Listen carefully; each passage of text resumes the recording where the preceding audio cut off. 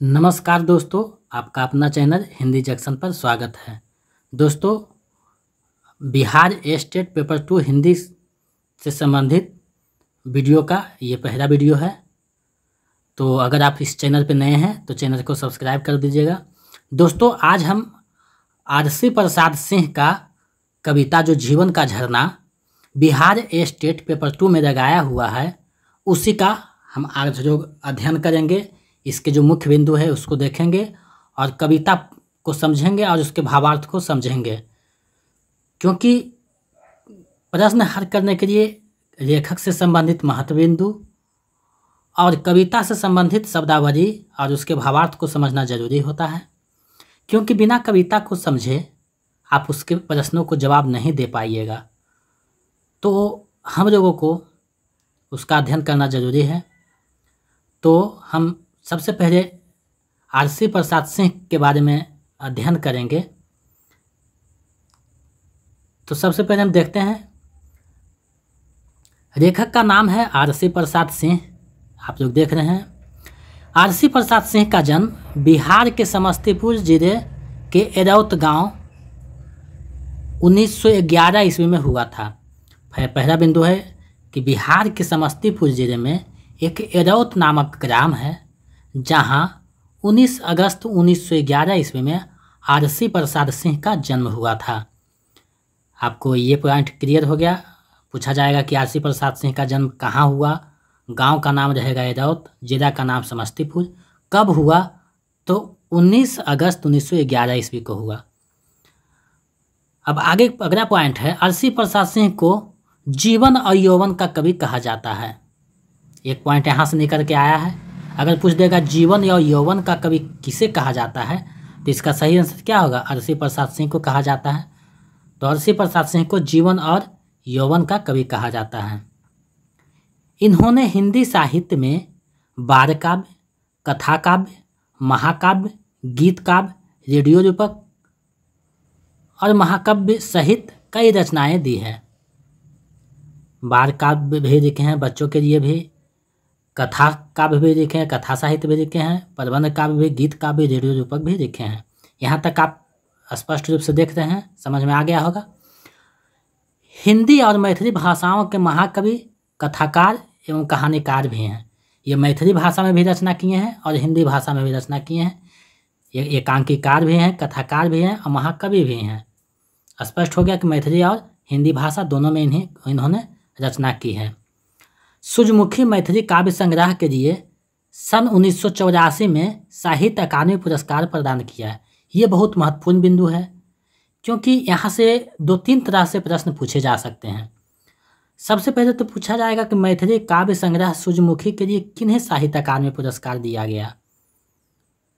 उसके बाद प्रश्न बन सकता है कि 1984 में किस जो है काव्य के लिए आरसी प्रसाद सिंह को साहित्य अकादमी दिया गया, या आरसी प्रसाद सिंह को साहित्य अकादमी कब और किस पुस्तक के लिए दिया गया। तो यहाँ से 2-3 प्रश्न जो है बनते हैं, जो बहुत महत्वपूर्ण है। तो इसको आपको अच्छे से करना है। आगे हम लोग देखते हैं,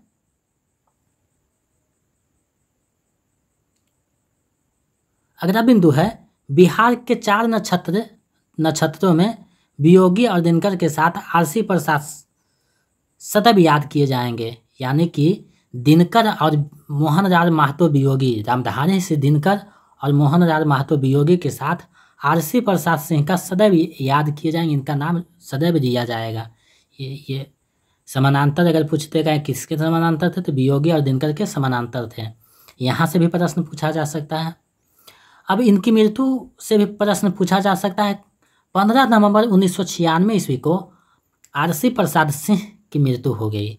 15 नवंबर 1996 ईस्वी को आरसी प्रसाद सिंह की मृत्यु हो गई। तो यहाँ जो है मुख्य बिंदु हम लोग देखें कि आरसी प्रसाद सिंह का जन्म समस्तीपुर जिले के एरौत गांव में 19 अगस्त 1911 को हुआ था। आरसी प्रसाद सिंह को जीवन और यौवन का कवि कहा जाता है। इन्होंने बाल काव्य, महाकाव्य, गीत काव्य आदि भी लिखे। मैथिली और हिंदी दोनों भाषाओं में रचना किए हैं। सूर्यमुखी मैथिली काव्य संग्रह के लिए 1984 में जो है साहित्य अकादमी पुरस्कार दिया गया। ये जो है मोहनलाल महतो वियोगी और दिनकर के समकालीन थे। इनकी मृत्यु जो है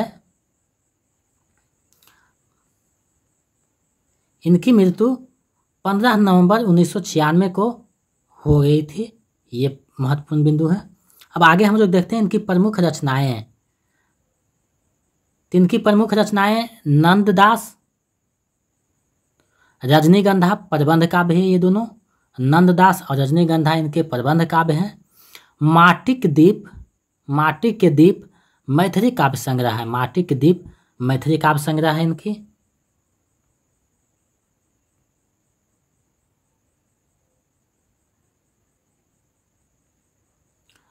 पूजा का फूल मैथिली काव्य संग्रह है। सूर्यमुखी मैथिली काव्य संग्रह है। कागज की नाव हिंदी काव्य है। प्रेम गीत हिंदी काव्य है। कदापि जो है हिंदी काव्य है। और खोटा सिक्का हिंदी कहानी संग्रह है। ये इनके महत्वपूर्ण रचनाएं हैं। नंददास और रजनीगंधा प्रबंध काव्य है। माटी के दीप, पूजा का फूल और सूर्यमुखी मैथिली काव्य संग्रह है। कागज की नाव बाल काव्य संग्रह है, हिंदी में लिखा गया है। प्रेम गीत हिंदी काव्य संग्रह है। कदापि हिंदी काव्य संग्रह है। खोटा सिक्का हिंदी कहानी संग्रह है। तो ये महत्वपूर्ण जो है इनकी पुस्तकें हैं। इसको आप अच्छे से ध्यान में रखिएगा। अब आगे देखते हैं इनकी कविताओं को हम लोग देखते हैं। जीवन का झरना, जीवन का झरना, यहाँ कविता हम लोगों को पढ़ना है बिहार स्टेट में।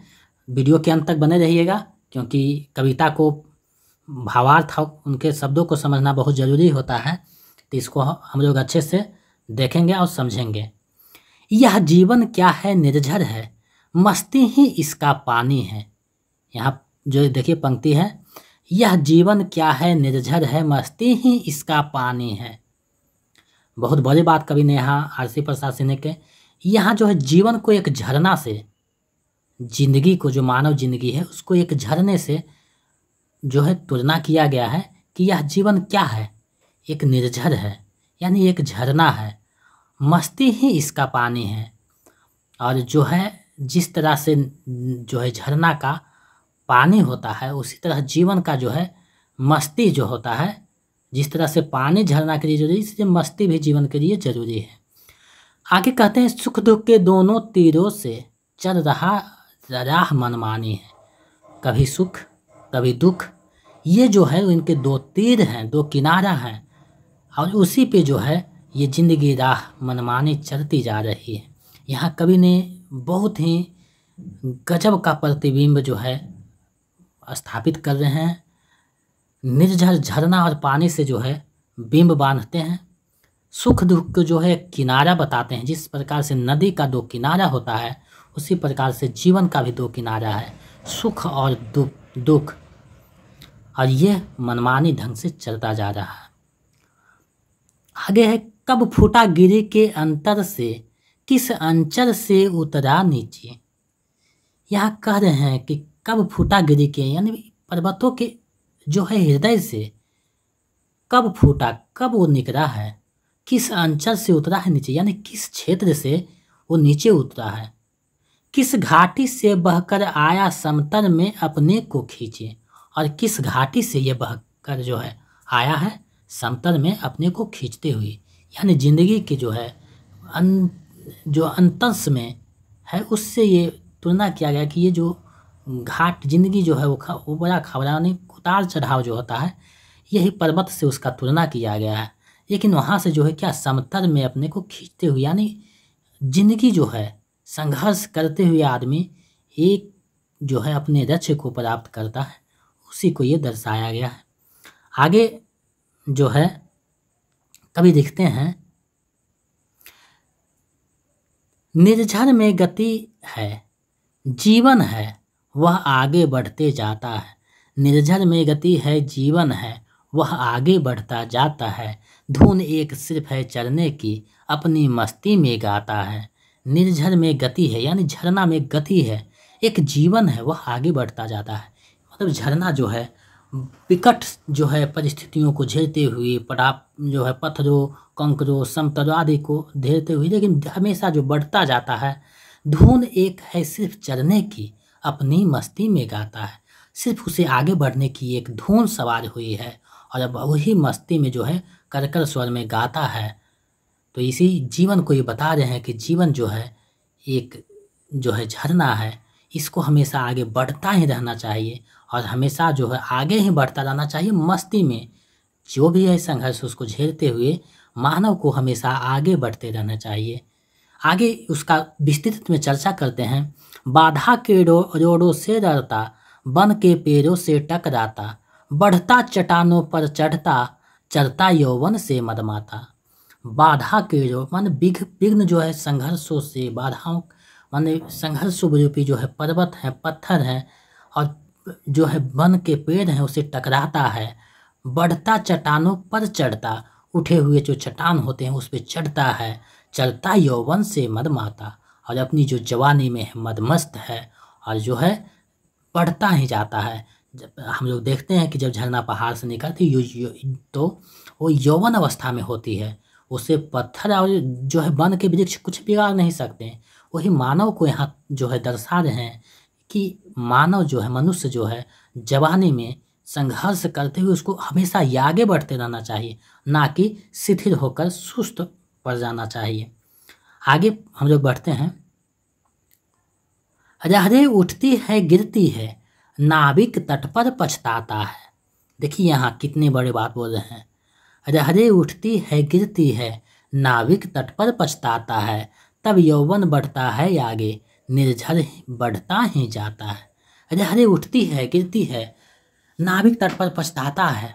जब लहरें जो नदी में जो झरने निकलते हैं, जब नदी बनते हैं तो लहरें जब ऊपर नीचे तो नाविक जो है तट पे पछताता है। नाविक से यहाँ जो है अर्थ है जो संघर्ष नहीं करते हैं, पीछे जो खींचते हैं किसी को, उससे ये है जो तुलना कर रहे हैं कि आप जब आगे बढ़िएगा तो जो आपके पीछे आलोचना करने वाले होते हैं वे आपको देखकर पछताएंगे। इसलिए हमेशा आपको आगे बढ़ना है, तब यौवन बढ़ता है आगे, निर्झर बढ़ता ही जाता है। यौवन जो नदी का युवा अवस्था है वो आगे बढ़ता, निर्झर भी जो है बढ़ता ही जाता है। इसी प्रकार से मनुष्य जो है उसे जवानी में जो है बढ़ते ही रहना चाहिए और उसे कोई भी नहीं रोक सकता, क्योंकि उसके पास युवा अवस्था है। झरने की भांति हमेशा आगे ही बढ़ता रहना चाहिए। आगे देखते हैं।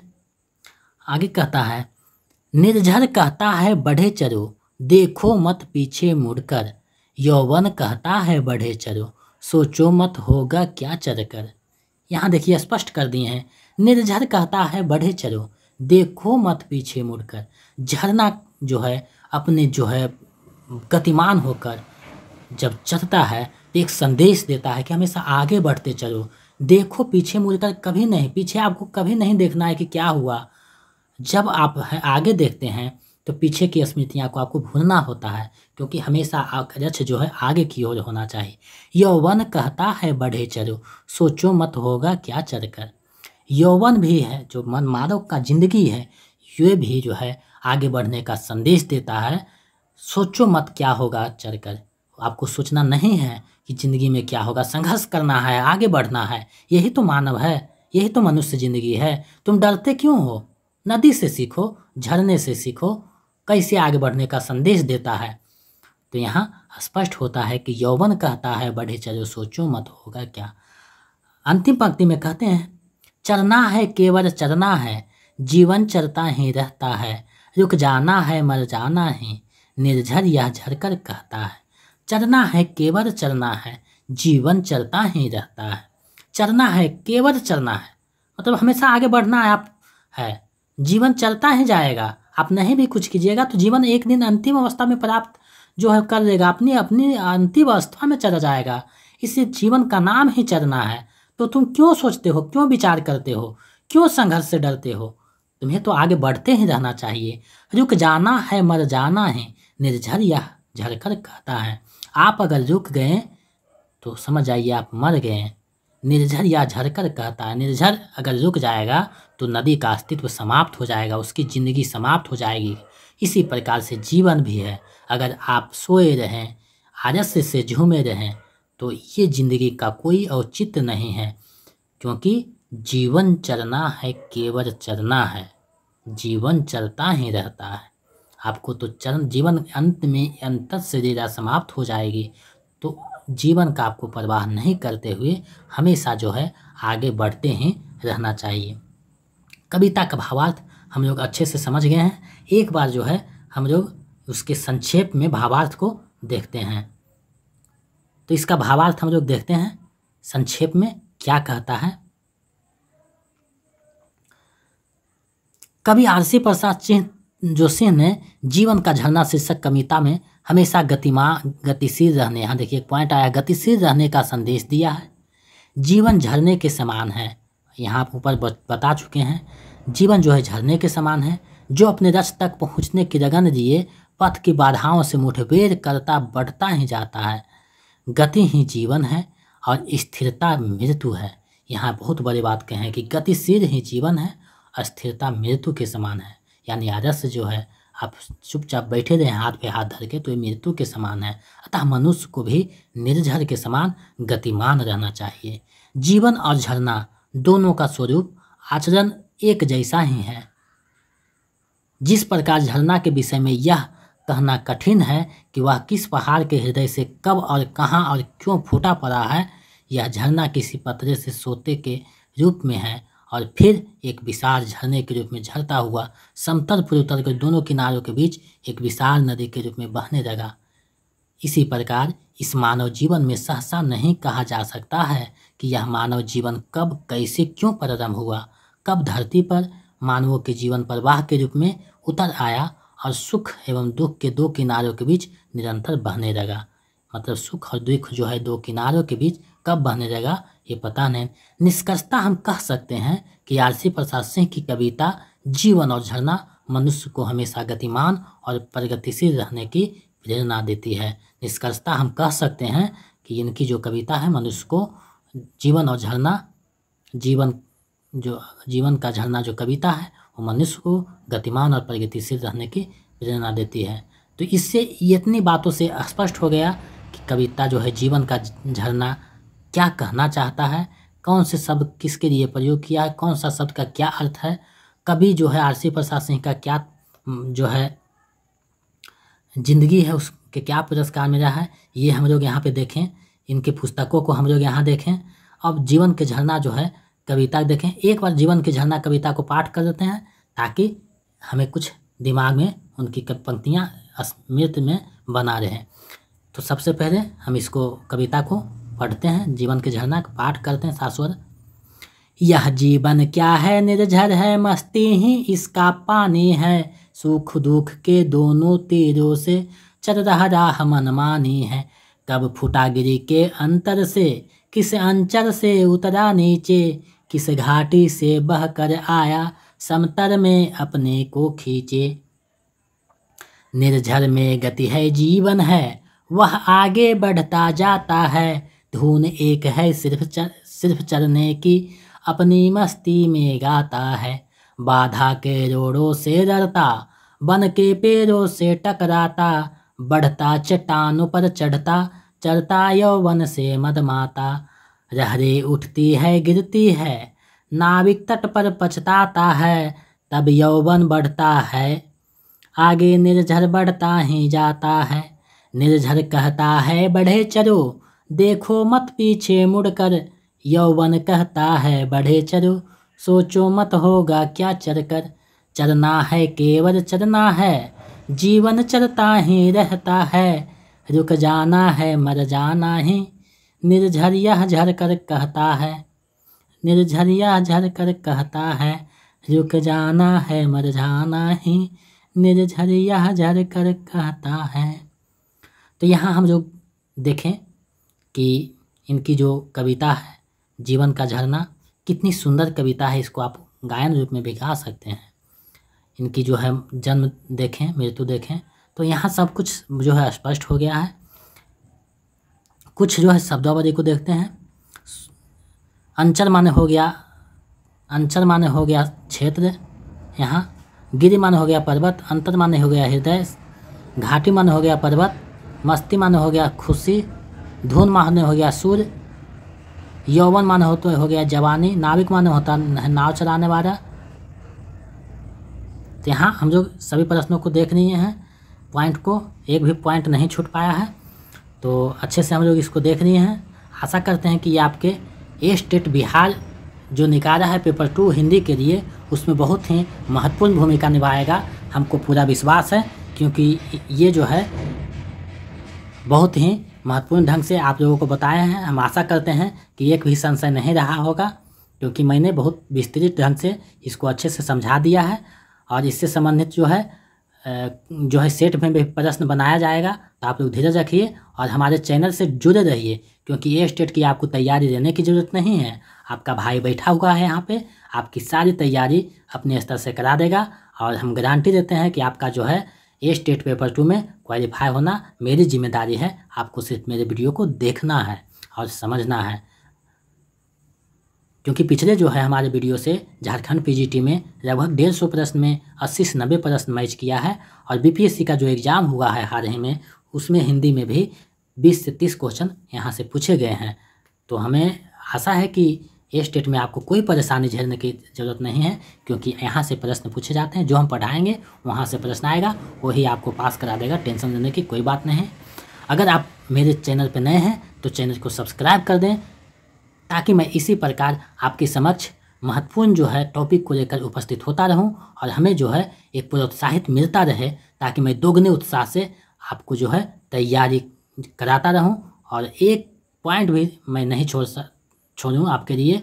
और जो है आप अपना सहयोग बनाए रखें और चैनल को सब्सक्राइब कर दें। पिछले वीडियो अगर देखना चाहते हैं तो हमारे चैनल के होम पेज पे जाके देख सकते हैं मनपसंद वीडियो, और डिस्क्रिप्शन में जो है प्लेलिस्ट का कुछ लिंक दिया हुआ है, वहाँ से आप देख करके अपनी तैयारी को मजबूती प्रदान कर सकते हैं। और हम आशा करते हैं कि आपका सहयोग हमें मिलता रहेगा, आशीर्वाद मिलता रहेगा, क्योंकि आप हैं तो आपका सहयोग है तो हम हैं।